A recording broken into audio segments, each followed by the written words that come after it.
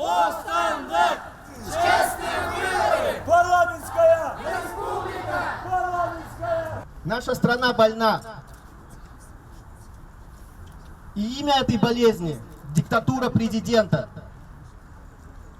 Тирании власти человека, узурпировавшего власть на заре независимости. О, нет! Казахстан! Парламентская! Республика! Честные выборы!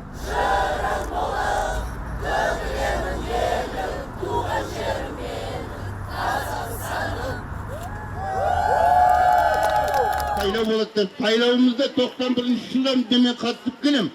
Бірақ еш қайсында шындықтан гөрі бұл күлкі театры сияқты әділетті сайлау өтті. Қарай бұл іс-шара заңсыз болса парламенттік республика туралы болған. В первую очередь я хочу жить в стране, где нет политзаключенных, где за мои мысли, за мои убеждения, за то, что я думаю, меня не посадят в тюрьму.